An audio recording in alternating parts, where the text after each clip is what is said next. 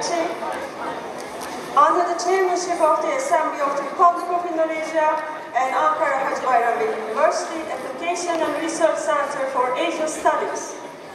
Today we bring together honorable members of the Grand National Assembly of Turkey, Ministry of Foreign Affairs of the Republic of Turkey, diplomats, academics, policymakers, and esteemed guests to foster a stronger partnership between ASEAN and Turkey. The program is divided into two parts. The first part is the ASEAN Sectoral Partnership Strategic Forum. This part includes opening remarks from our esteemed speakers, a seminar titled ASEAN-Türkiye Partnership for the Future, Opportunities and Challenges. After a break, we will return for the second part of the program, the ASEAN Cultural Day. During this part, we will celebrate the diverse and vibrant heritage of ASEAN through traditional music, dance performances, and a gastronomy showcase featuring the authentic flavors of ASEAN cuisines. We will begin with opening remarks. Now we respectfully invite the Vice Rector of Ankara Hacı Bayram University, Professor Dr. Metin Orbay, to the stage to deliver the opening remarks.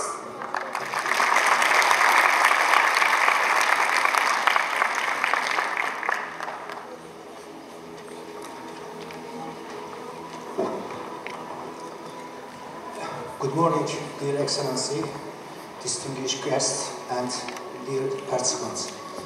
First of all, on behalf of our University Rector, Professor Naci Bostancı, I greet you all respect.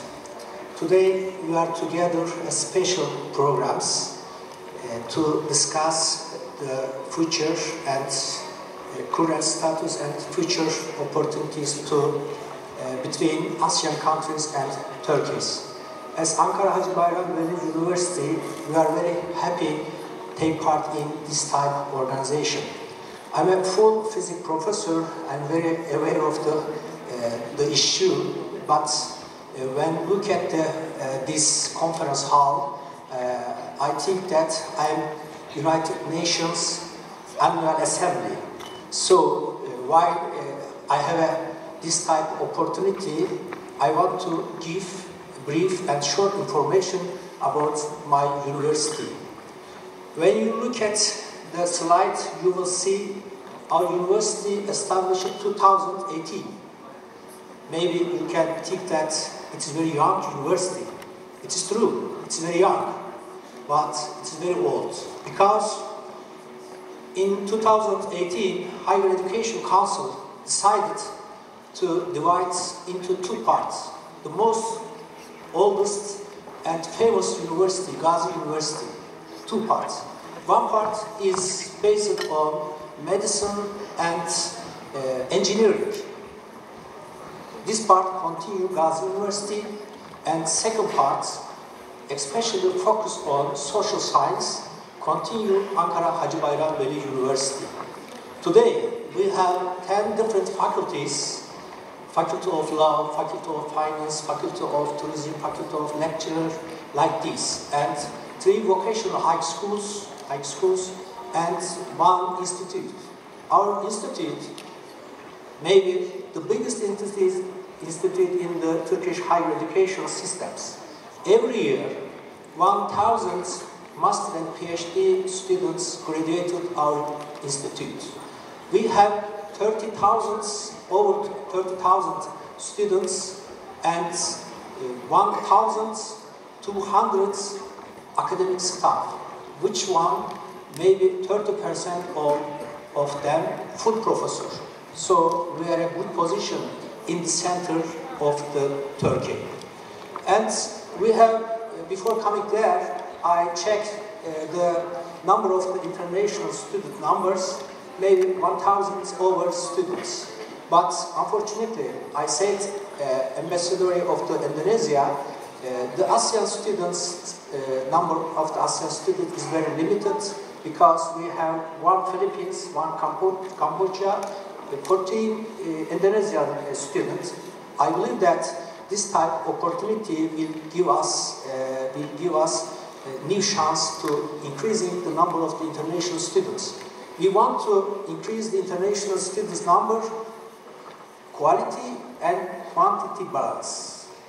So we have take part in your university, the cooperation, academic staff and changing student and academic mobility. Today, lots of fields experts give lots of information us.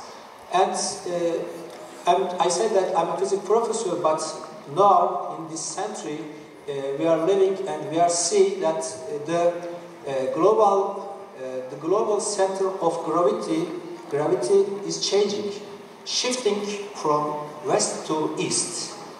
And after this world, I remember the famous sociologist and philosopher Cemil Meriç. Cemil Meriç written lots of books. One book, it's very interesting. The name of the books in Latin language, I write here, Ex Orienta Lux. Ex Orienta Lux in Latin language, in the words in English, light comes from east. In Turkish, ışık doğudan doğar. I believe that this organization will be good opportunity, not only economic stuff, but also cultural and academic good relationship. So I'm special thanks Indonesia Embassy to support this type of organization.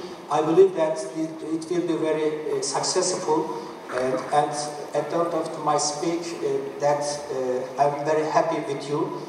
And again, I say to you, thank you very much for your participation.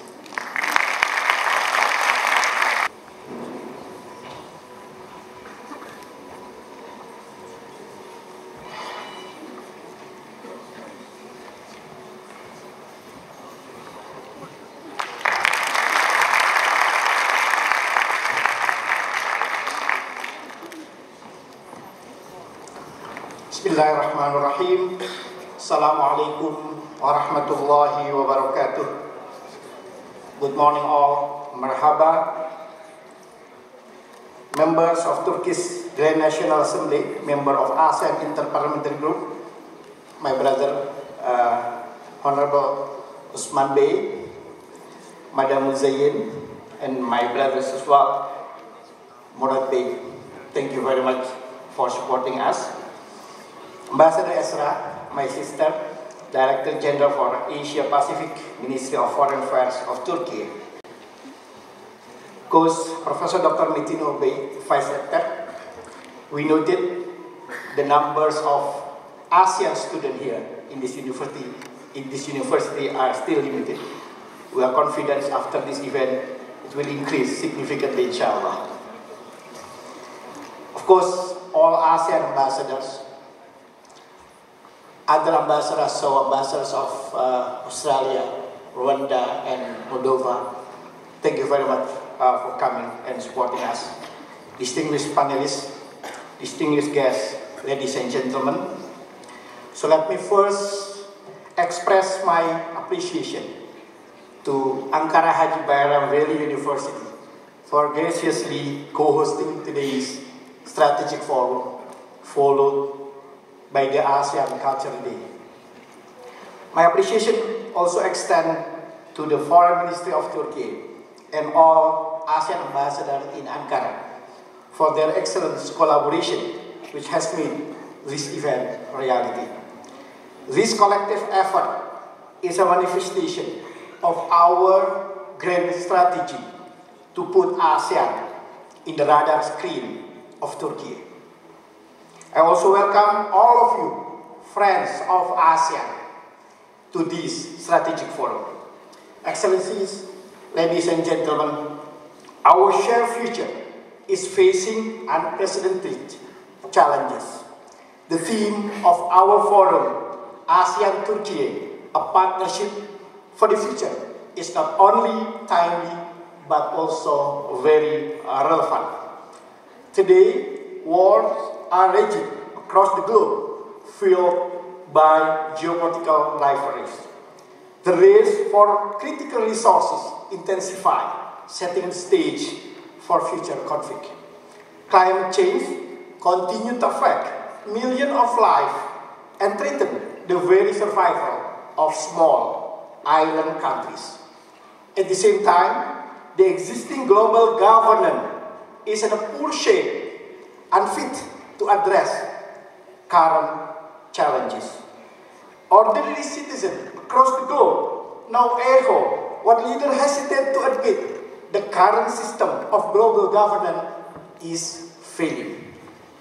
How else can we explain the UN Security Council inaction in the face of staggering loss of nearly 44,000 Palestinian lives in Gaza since October 2023?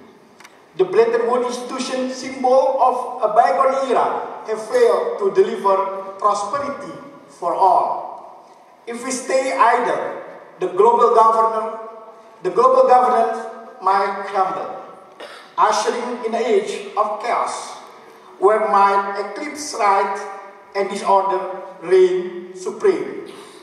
Excellencies, ladies and gentlemen, to confront these harsh realities, the ASEAN-Türkiye partnership must become a partnership for solution, a beacon of collaboration that serves not only our people, but also global peace and prosperity.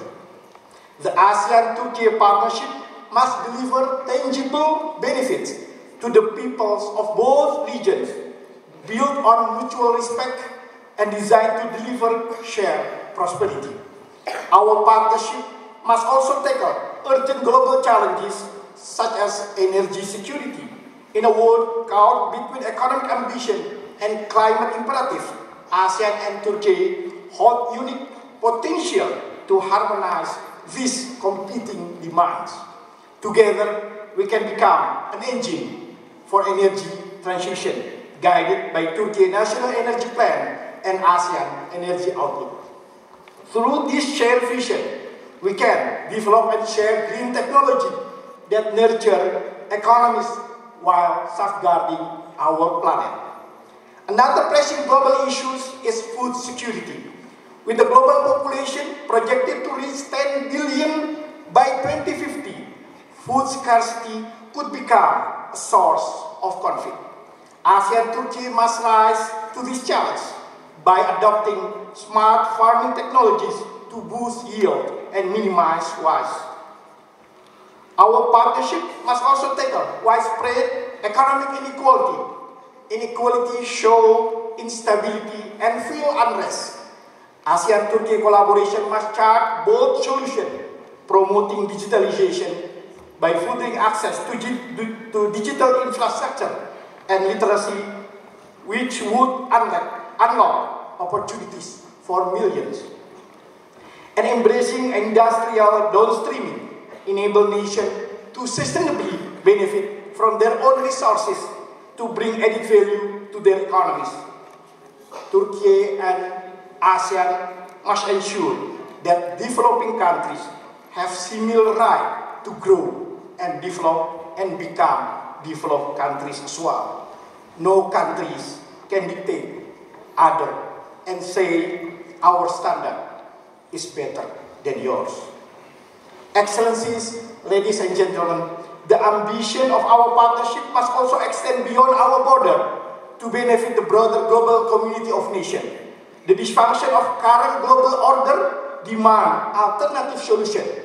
Regional collaboration like ASEAN and Turkey should emerge as potential pathway for nations to unite, becoming a net contributor to peace and stability. That is what ASEAN has been doing over the past 5 decades with its partner, forging a solid regional security architecture in our region, grounded in the principle of inclusivity and concrete cooperation. In ASEAN vision, great power should compete to collaborate, not to dominate. Great power must be waging for peace, not waging for war. This model can inspire other regions, including the Middle East, to chart similar paths. Turkey, with its capacity and leadership, can lead the way. Excellencies, ladies and gentlemen, beyond our respective region, ASEAN-Türkiye collaboration should play a transformative role in shaping the future global governance. Both must serve as a driving force for multilateralism and a reform system that reflects the collective interests of all countries, not just a privileged few. This partnership must anticipate the challenges of tomorrow and lay the groundwork for solutions today. I'm confident, ladies and gentlemen, that today's discussion will unlock the boundless potential of ASEAN-Türkiye partnership, a partnership for a just and equal world, a partnership for the future. And thank you very much. Tasyakur hadirin. Assalamualaikum warahmatullahi wabarakatuh.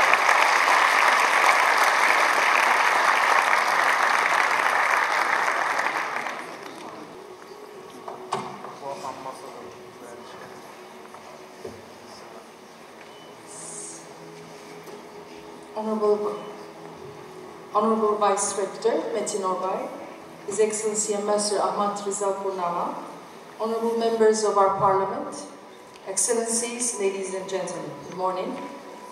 It is a pleasure for me to join the ASEAN Day event organized by the Embassy of the Republic of Indonesia as the chair of ASEAN Ankara Committee in collaboration with the Ankara Hacı Bayram University.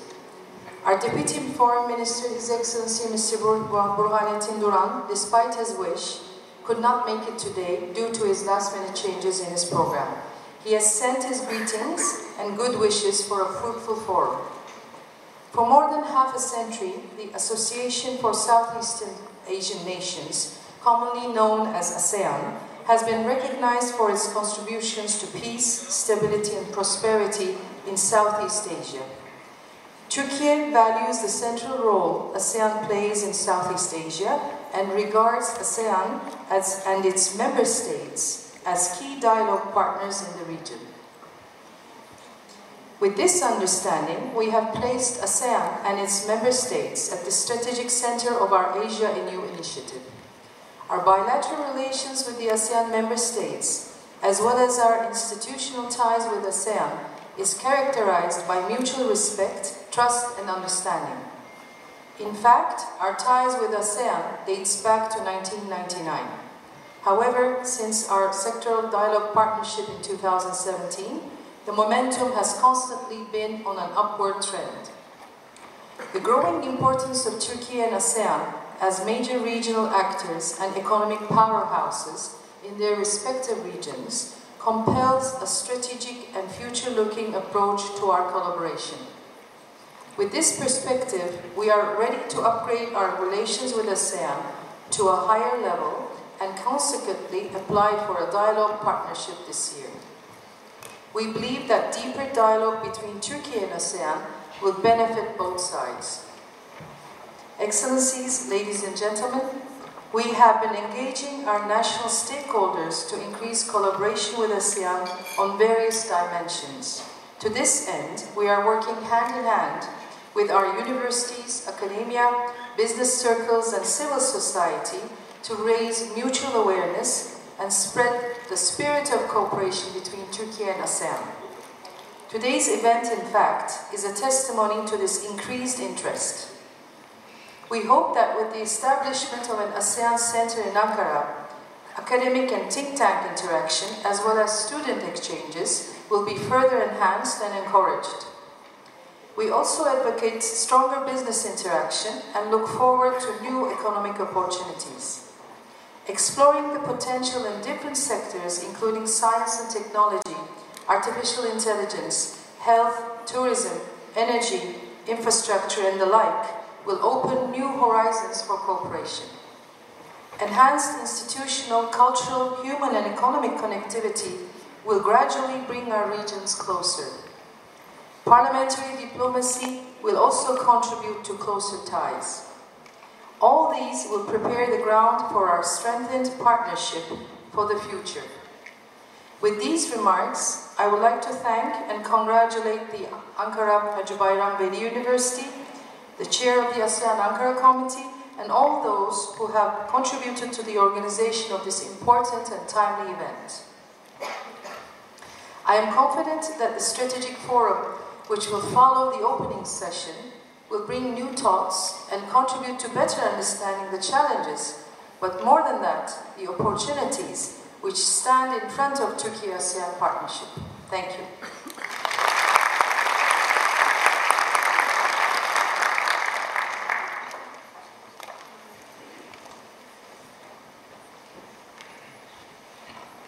We thank Her Excellency, Ambassador Esra Cankoğlu, for her opening remarks. Now we respectfully invite Honorable Osman Sağlam, Member of Parliament and Head of Delegation of the Republic of Turkey to the ASEAN Interparliamentary Assembly.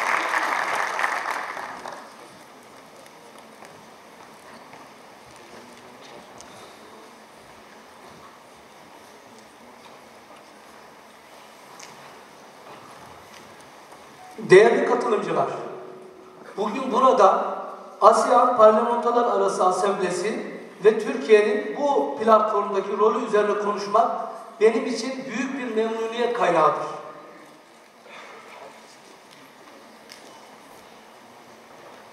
AYPA, Güneydoğu Asya'nın 10 ülkesinin parlamentolarını bir araya getiren, bölgesel işbirliğini güçlendiren ve ASEAN topluluğunun hedeflerine ulaşmasında parlamenterler katkıyı sağlayan önemli bir platformdur. Türkiye'nin bu yapıya gözlemci üye olarak kabul edilmesi, bölgesel ve küresel düzeyde işbirliğine verdiği önemi bir göstergesidir. 9 Ağustos 2023'te Jakarta'da düzenlenen AYPA 44. Genel Kurulu'nda başlayan bu yolculuk 45. Genel Kurul'da somut kazanımlarla devam etti. Türkiye ilk kez gözlemci üye olarak katıldığı bu genel kurulda ASEAN ile gelecekteki işbirliğini şekillendirecek güçlü zeminler oluşturdu. Ticaret, enerji, teknoloji ve altyapı projeleri gibi stratejik alanlarda işbirliğini artırmayı hedefleyen somut adımlar atıldı. Kadınların siyasette daha aktif bir rol alması için geliştirilen öneriler Türkiye'nin bu alandaki öncülüğünü pekiştirmiş ve ASEAN ülkeleriyle bu konudaki ortak vizyonunu güçlendirmiştir. Ayrıca kültürel ve sosyal bağların kuvvetlendirilmesi adına önemli kararlar alınmıştır. Türkiye'nin ASEAN ile ilişkilerini derinleştirme kararlılığı gerek ikili gerekse çok taraflı düzeyde tüm muhataplarımızla paylaşıldı. Bu yalnızca bölgesel işbirliğini değil, küresel barış ve kalkınma hedeflerini destekleyen önemli bir adımdır. ASEAN'ın Asya-Pasifik ve Hint Okyanusu bölgesindeki merkezi rolünün farkında olan Türkiye, geleneksel işbirliği alanlarının ötesine geçerek enerji, dijitalleşme ve sürdürülebilir kalkınma gibi yeni alanlarda da aktif bir rol almayı hedeflemektedir. AYPA Genel Kurulları yalnızca işbirliği zeminini geliştirmekle kalmıyor, aynı zamanda kültürel ve ekonomik ortaklıkların derinleşmesine de vesile oluyor. Önümüzdeki dönemde ASEAN ile ilişkilerimizin stratejik ortaklık düzeyine taşınması ve bölgedeki etkimizin artması için çalışmalarımıza kararlılıkla devam edeceğiz.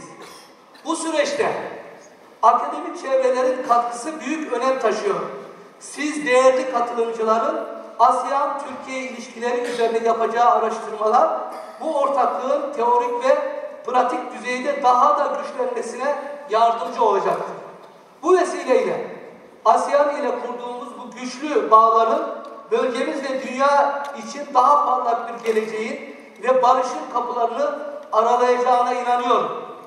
Bu arada peace in the Gaza, peace in the ASEAN, peace in the world. Teşekkürler.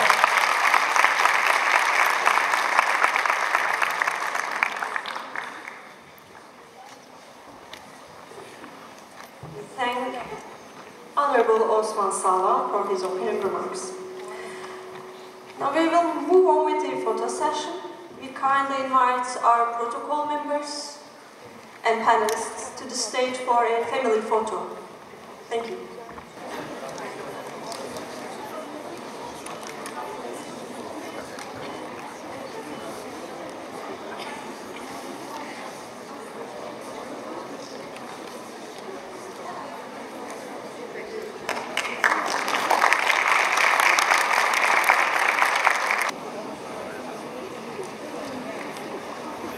Good morning, everybody. I welcome all of you, distinguished Ambassador of Indonesia, distinguished Vice Rector of Ankara Hacı Bayram Üniversitesi, all academic staff, all diplomatic corps members, and especially our esteemed students. All of you, I welcome at the beginning of our panel. First of all, I would like to thank the organizer which gave me this opportunity to moderate such a very important panel. It's a great honor for me moderate such a distinguished panel. This event, we will explore how to strengthen ASEAN-Türkiye cooperation through sectoral partnership, and ASEAN Cultural Day event, also an important opportunity to showcase the people, nations, and cultural heritage of the ASEAN member countries. And we will enjoy the wonderful heritage of ASEAN countries. Besides looking the exhibition, we will try to food culture, ASEAN cuisine. So it's kind of celebration, kind of joyful event for all of us.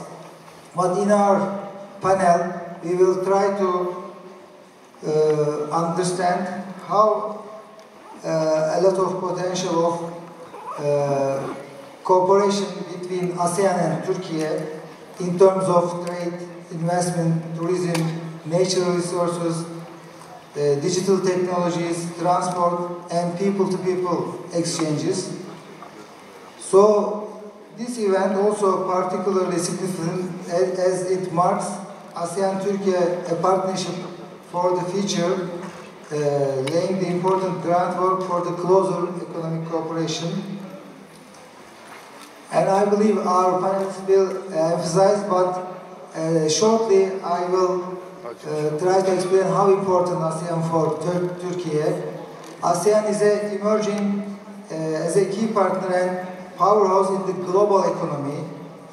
ASEAN economy grow almost 5% in every year, and ASEAN is now the 5th largest economy in the world, with recorded GDP over the 3.6 trillion US dollar, and rising consumer class and increasing trade and growing investment opportunities. And Turkey regards ASEAN as the most important framework of cooperation in the Asia continent, in the region.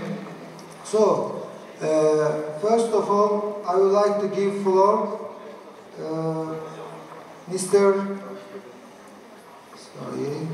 first panelist,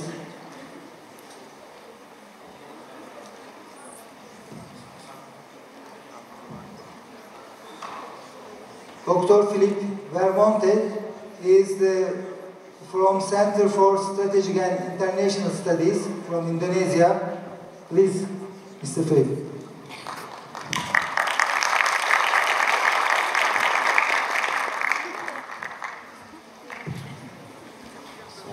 Assalamualaikum warahmatullahi wabarakatuh. Very good morning, everyone. Honorable Excellencies, member of the academia in the university. First of all, I'd like to thank you for inviting me especially our ambassador, Ambassador Rizal Punama, a longtime friend of CSIS. I initially wanted to speak more on the details and technicalities of why ASEAN-Türkiye relationship would be very important. But upon hearing the opening remarks that we heard earlier, I changed my mind a little bit as to why it is very important for people-to-people relations. Because of the topic of why ASEAN and Turkey is important, we may draw data that all points out to the necessity of the two to cooperate. And I was intrigued by the opening remark of the Vice Rector, because I myself actually now is Dean of the Faculty of Social Sciences at the Indonesian International Universities. New university as well, established in 2021. This is a national strategic project from the previous president, Joko Widodo, with the view of trying to let the world know that in the Islamic world we have varieties and probably different way of looking at the world. Right now, more Muslims live outside the Middle East. Muslims are now living in Indonesia, India, Southeast Asia, and many other countries, the total number of which exceed Muslims in the Middle East. So it is as well important. And it is a graduate institute actually. We are attracting international students. So upon hearing your opening remarks, looking for more ASEAN students to come, we actually have the same aspiration, more ASEAN students to come to university. Now, in essence, we are competing in the beginning. But then I was thinking in my seat, this is exactly the DNA of ASEAN. ASEAN is an organization that was born out of conflict. And the DNA since then, since the establishment back in 1967, was always to transform competition into cooperation.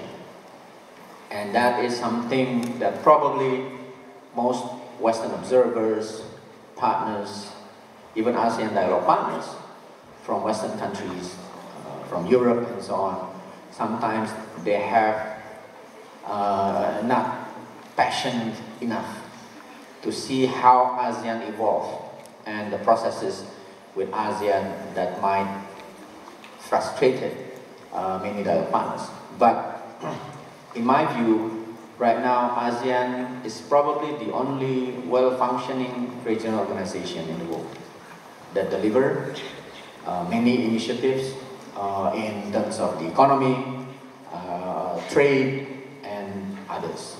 But of course, on the political and security, that is the area where any type of organization would be very careful not to be dragged into a conflict, because it has to be deliberated very significantly and consistently. And then I overheard this morning in the holding room the chit-chat between the friends from the Malaysian embassy and I think from a Thai embassy or Cambodian. The ambassador was asking whether the fellow from Malaysia would join the badminton exercise either tonight or tomorrow. Now, this is very ASEAN way. And I was joking with the friends from the Malaysian embassy. We in Southeast Asia, we are good at sports that have nets. We don't like sports that have full body contact. We're not good at soccer. We're not good at basketball. But we play badminton, takraw, Malaysia, and volleyball quite good. Because this is, in my view, reflect the culture as well. That we have differences, we have the net, but we can play. And we do not aspire to be an international organization that would have conflicts, but rather we try to embrace others. That's probably the introduction. Now, why ASEAN is important? Number one, ASEAN is important strategically and economically, and our chair of the session also reminded us that this is the region where countries in Southeast Asia can grow consistently, have been growing consistently 5% in the past maybe 10 years. Even during the pandemic, ASEAN keep growing, meaning it's been an institutionalized economics, and it's aspiring to be continue to be as such a economic power. Indonesia and Turkey member of G20, and that is very important. That now countries like Indonesia, Turkey, and some others being part of this G20 organization. Our president just attended, like your prime minister as well, attended the G20 meeting in Brazil, and slightly before that, the president attended APEC meeting. APEC was an organization that is more or less contributed by ASEAN countries as well, that we wanted to expand the economic cooperation, the free trade area, right after the fall of the Soviet Union, where you have peace dividend, you want to build free trade, globalization was the main lexicon in that day. But now, it is interesting this year that this APEC meeting and G20 meeting happened in Latin American countries that are basically developing countries. And that's why out of that meeting of G20 and APEC, theme coming from developing countries, because the host country could set the agenda. The idea of poverty alleviation, inequality, digital cooperation and so on, that is very much in the heart of developing countries, and ASEAN Digital Initiative and so on are very important, and was able to be inserted because developing countries now start to have more say in the global world. And ASEAN is one of the center of this type of insertion of developing countries' agenda. These two meetings happened amidst the conflict in Ukraine and in Gaza that has been devastating. It is telling as well that regardless of what has been happening regarding the conflict, ASEAN, Indonesia, and I think Turkey as well should always find a way to cooperate and increase trade, because that is what I think every country is aspiring to do. Speaking of conflict, now ASEAN has been relatively peaceful since the foundation back in 1967. Now ASEAN is one of the hotspots because of the problem of South China Sea, and China is in the region. Conflict in Gaza and in Ukraine tell us one thing, that is our international law is not functioning. There is no enforcement mechanism. UN has been disregarded, and no countries almost can do anything. South China Sea is one of the hotspots. Indonesia and ASEAN is in the middle of the two oceans, Indian Ocean and the Pacific Oceans, where in the past there was a very rich relations between Istanbul and our part of the world, Malacca Straits and so on and so forth. This is something that we've been forgetting. The lexicon of today's strategic discussion is the Indo-Pacific. And this is coming out of a rivalry between US and China as well, we have to admit. But the idea of Indo-Pacific is that for ASEAN, if we look at the documents of ASEAN Outlook of Indo-Pacific, that again is the DNA.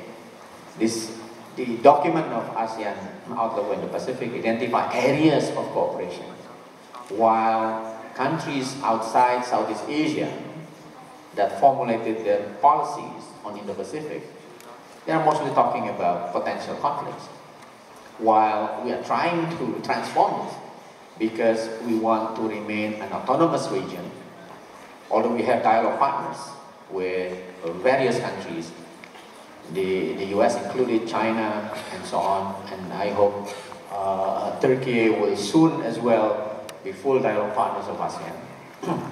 And we tend to look at the Pacific part of Indo-Pacific, including Indonesia.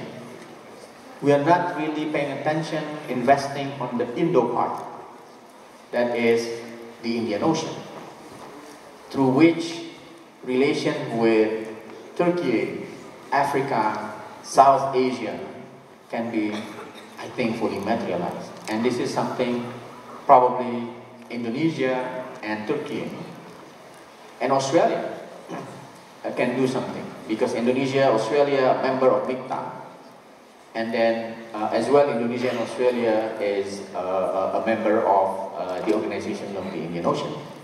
That is something that yet to be discussed and yet to be concerned, because in my view, earlier one of the opening remarks was saying that this is the age, or the gravity has moved toward Asia, and I am as well pretty sure next is Africa, because Africa is growing, and if we are not investing now together with ASEAN and other countries in the Indian Ocean, I think we are going to be losing out.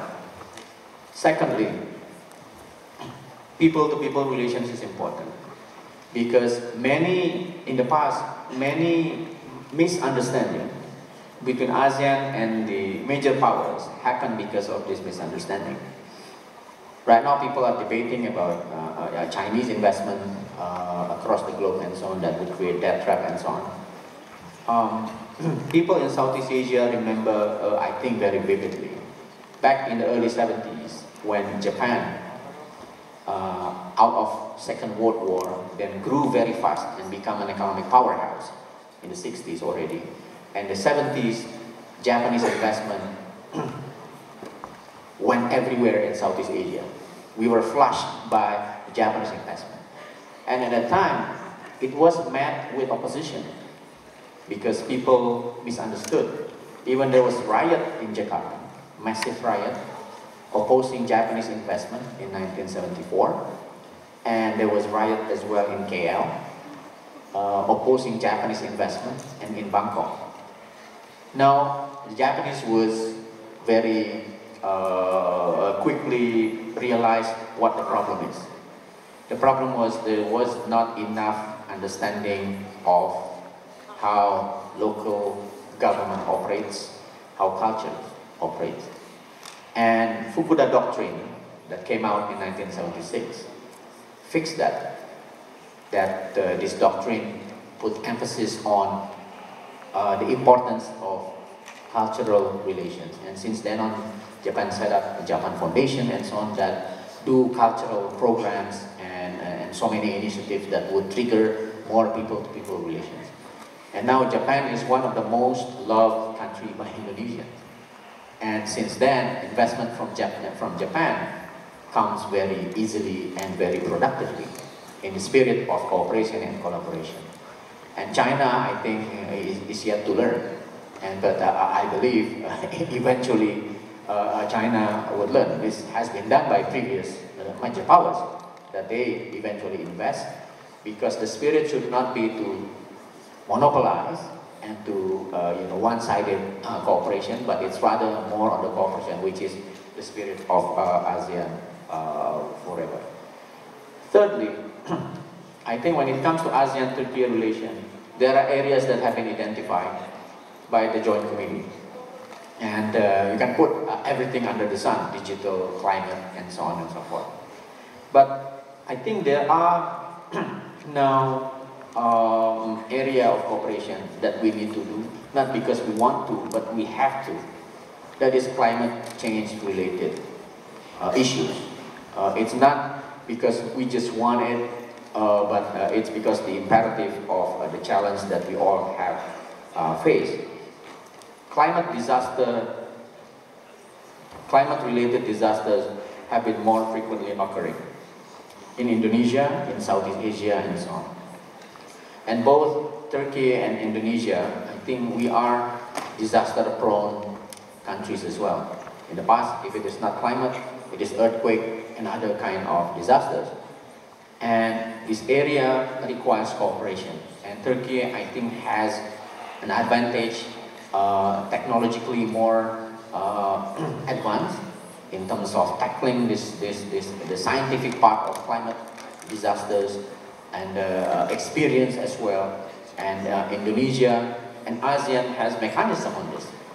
And certainly this is one area among the long list that have been identified by the joint task force between Indonesia and Turkey that identify a lot of areas of cooperation.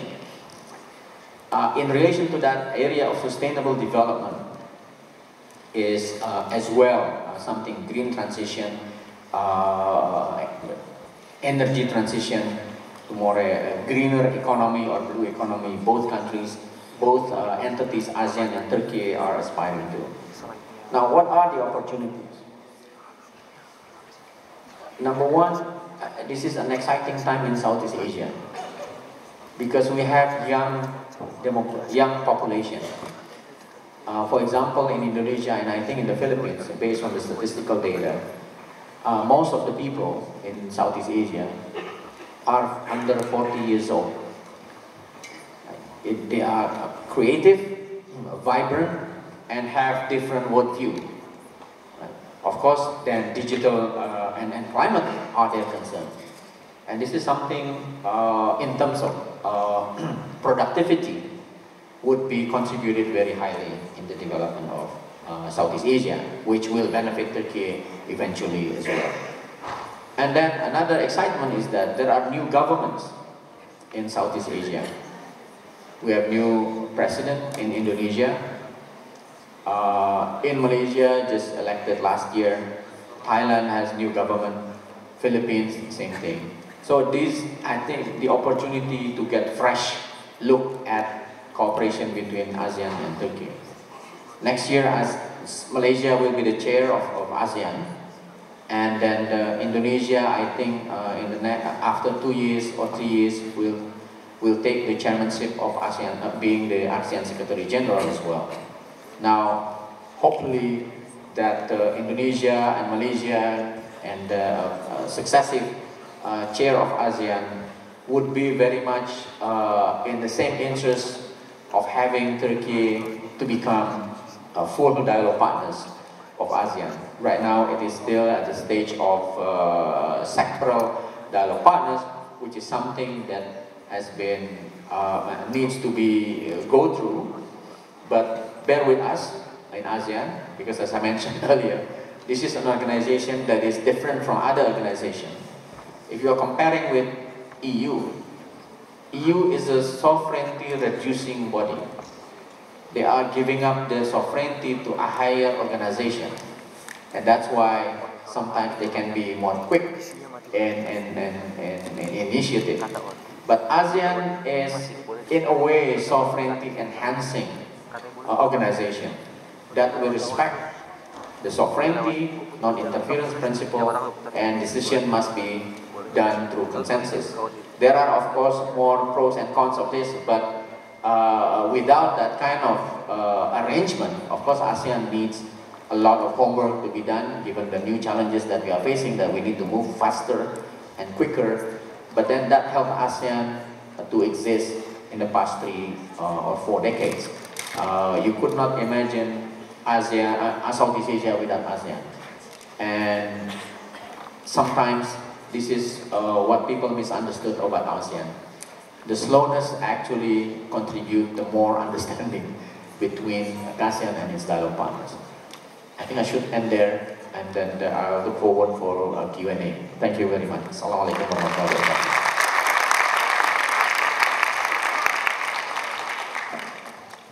Thank you very much. Dr. Philip Belmonte emphasized how important role of ASEAN in the Southeast Asia countries and the Asia Pacific region, and recently another concept, Indo-Pacific region, how important role play ASEAN. He gave us very brightful insight, and he's coming from Indonesia. Actually, when I first read about ASEAN, this phrase, unity in diversity, actually described the ASEAN very well. There is 10 member countries in ASEAN, but very colorful nations, religions, cultures, and thanks to ASEAN, all of this cultural diversity makes unity and makes in Southeast Asia a more peaceful life, more sustainable life, and hope for the future, and hope for the more peaceful coexistence in the Southeast Asia. And of course, Dr. Philip Belmonte emphasized the role of the Indonesian Turkey for the global issues as the most populated Muslim countries and G20 members, and another regional cooperation initiatives such as D8 members. So there is many things to talk about the people-to-people contact. This event, the best example, concrete example for the people-to-people contact, and we hope for the future more students coming from Asia Pacific region to Turkey, and more students from Turkey to Indonesia, and academic cooperation among our universities also will enhance our common future. Thank you very much, Mr. Dr. Philip Belmonte. Our next speaker from Thailand, Ambassador Chirachi Punkrasin. Please, floor is yours. Thank you very much. Can I have the PowerPoint, please? Thank you very much. And first of all, I'd like to thank the co-hosts for giving the ASEAN Center for Sustainable Development Studies and Dialogue this opportunity to participate in this discussion of the strategic importance of the relationship between ASEAN and Turkey, the partnership for the future. I want to perhaps, we heard earlier this morning about the strategic importance in various dimensions, whether it's the political, the economic, social, cultural, and so forth. I want to change tack a little bit and perhaps focus in on a particular area, which is the area of responsibility of our center, and that is the sustainable development cooperation in ASEAN and between ASEAN and its external partners. Sustainable development is, of course, an area that is increasingly gaining in importance, not only because of the impact of climate change and on people's lives and livelihoods. So I believe that it will only gain more importance as we go along, as the previous speaker had mentioned, very devastating impact of climate change, whether it's in terms of natural disasters. We've witnessed changing extreme climate events happening more frequently, with devastating effect on the population. So I think that this area of cooperation will increasingly be important. What I'd like to do is to, first of all, introduce the center to you. It's a center that is relatively new and perhaps unknown to people outside of ASEAN. And then I'd like to then speak a little bit more on how the center supports ASEAN in terms of the sustainable development cooperation, and perhaps that will give you an insight on how ASEAN approaches this particular area. And then I will then conclude with some remarks on the opportunities for cooperation between ASEAN and Turkey in terms of sustainable development. First of all,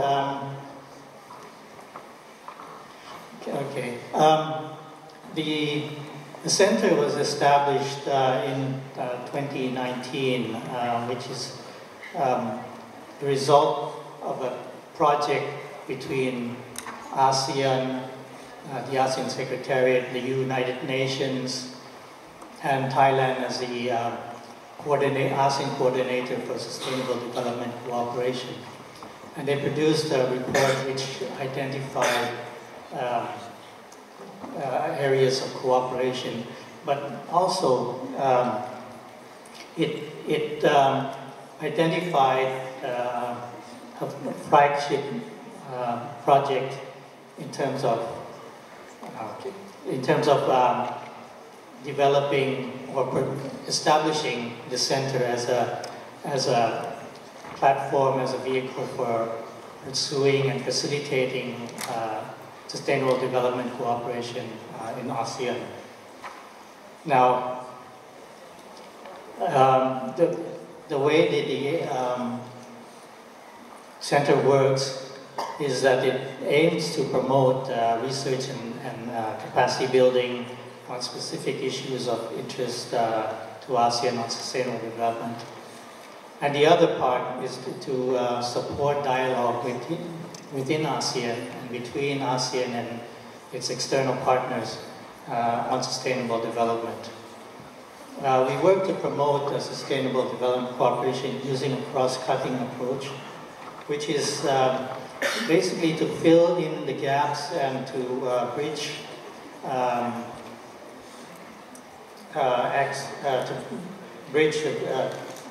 the various stakeholders within the system and between the different sectors involved in sustainable development. We also do a network of cooperation between the other centers within the system and with other partners. Next slide, please.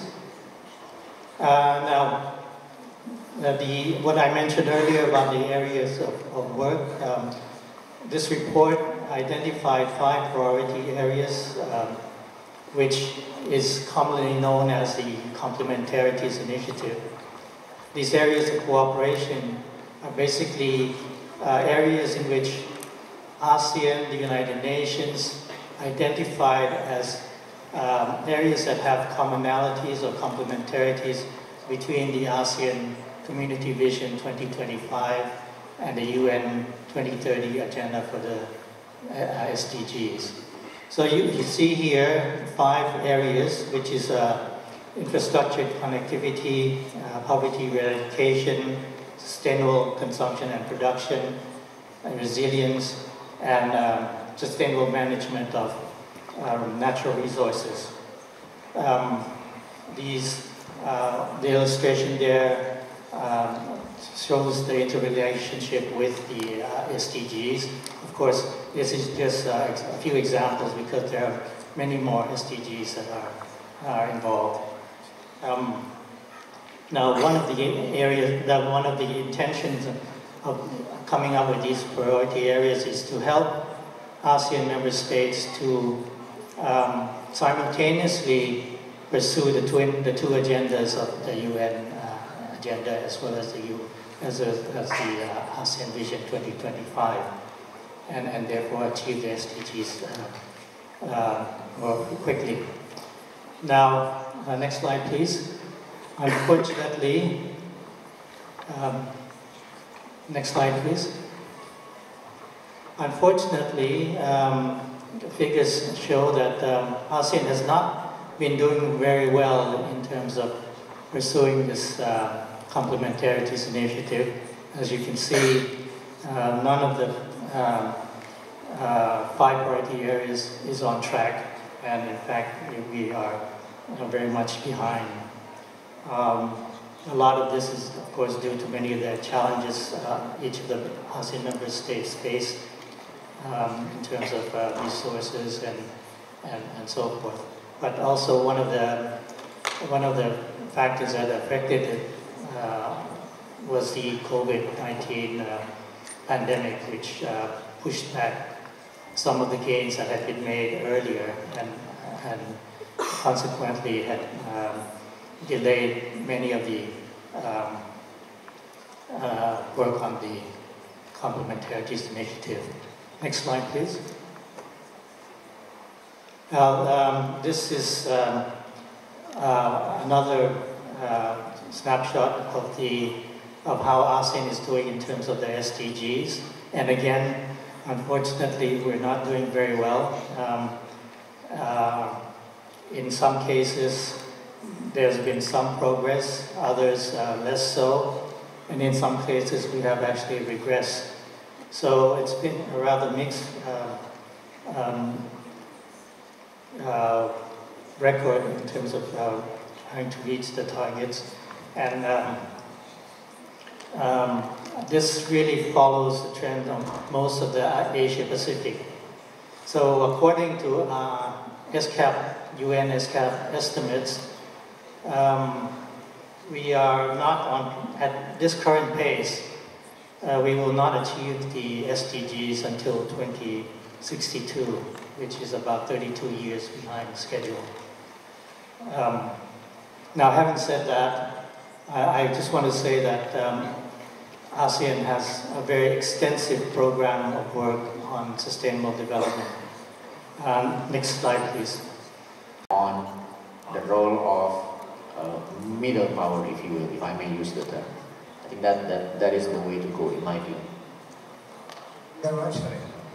Actually, there is many problem in the Pacific region, and ASEAN and other platforms at least give the platform for the diplomatic solution, and open diplomacy make the easier for the solution. South China Sea problems and Turkish-Greek Aegean Sea problems almost same and similarities, and for the diplomatic solution we can make more cooperation. And thank you very much. So another question from the online audience to Mr. Chirachai, more economic maybe. What are the key sectors in trade and investment where ASEAN and Türkiye can intensify to create a win-win partnership for the sustainable development of the peoples?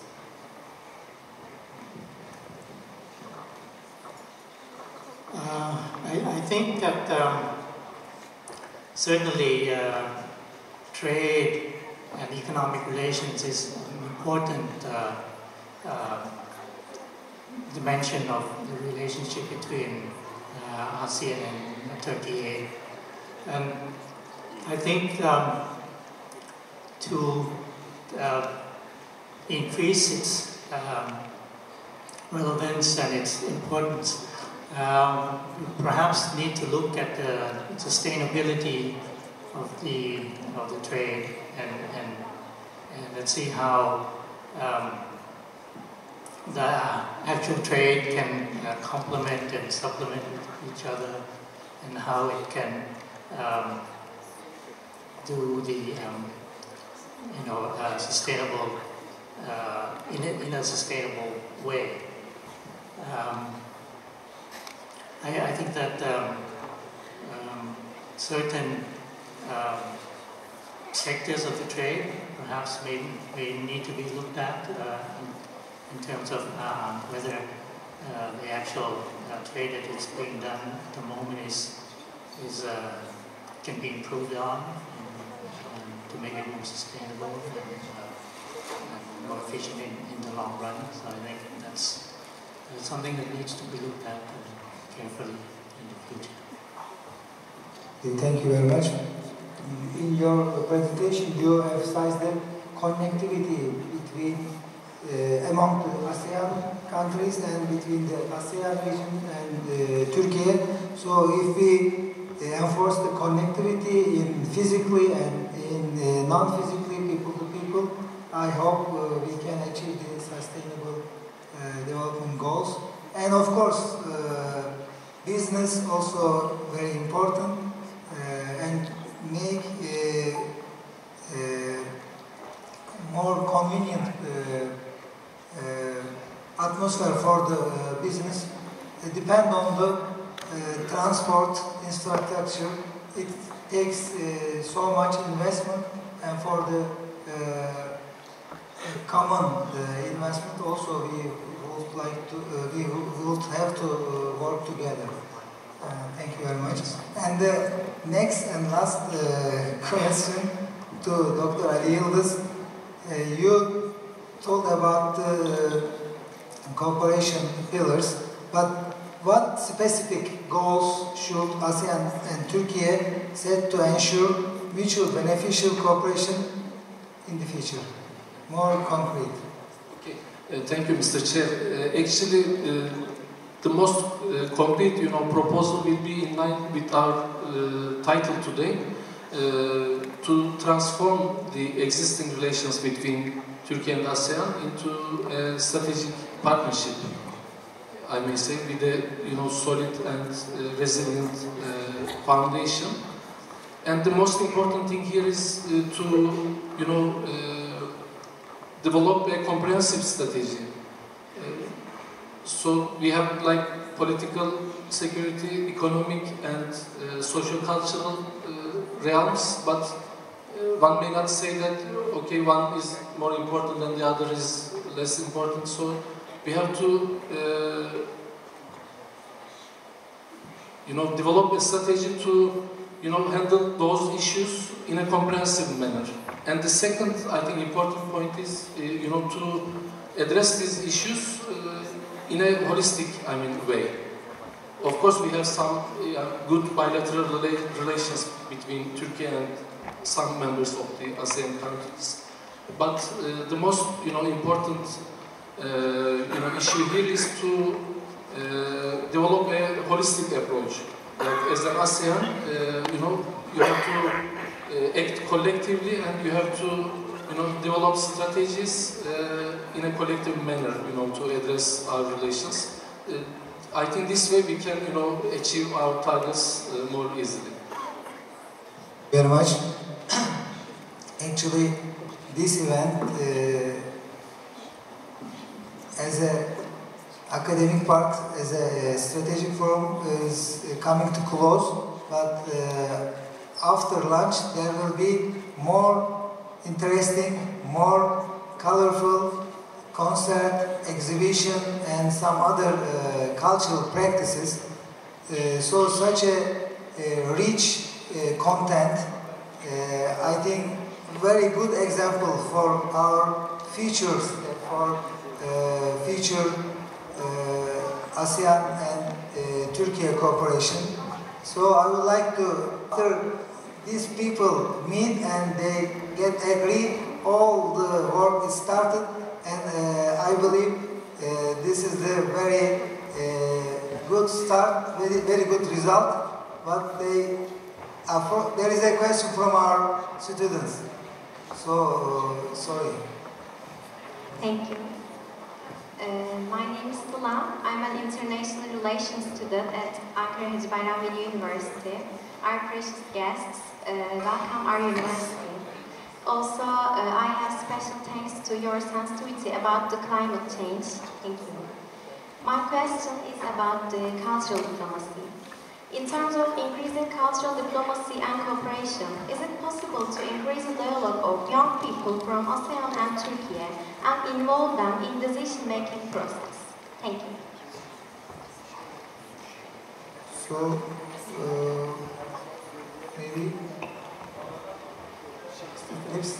yeah, I think that's a very relevant question. Many, for example, civil society organizations in Southeast Asia had done in the past, and I think they've been doing it, still doing it right now, is to create a ASEAN Young Leaders Forum. And there was a ASEAN-Singapore Young Leaders Forum, initiated by Singapore to invite young leaders from Southeast Asian countries, or ASEAN or Singapore or bilateral young leaders forum. And that, I think, can be a good idea for us here to pursue that these potential young leaders that could be identified by both sides together and to talk and discuss about issues really pertinent to the relationship between the two entities. Another thing, in the past, before the socio-cultural pillar was adopted by ASEAN leaders, there was what we call in Southeast Asia ASEAN People's Assembly. It was organized by civil society organization, by CSIS, for years, together with think tanks across Southeast Asia, where we invited young leaders of civil society organization to discuss, at the time, issues, conflicts, disease, or issue that is relevant for people at the grassroots level. And this is something we need to remember as well. In many ways, this is self-criticism to ASEAN. ASEAN is sometimes still very top-down kind of organization. And we need actually this, through this kind of question, we should realize that the bottom-up processes are as well and needs to be done, especially with dialogue partners. Australia has consistent young forum between ASEAN and Australians. And I could not recall whether any other dialogue partners have done, but Australia is certainly one of the most active, in this area of engaging the youth, the young people, to the picture of whole ASEAN processes. And I hope Turkey would as well be interested in organizing such event that would insert to the mind of the young about how important the relationship could be. Can I just another question?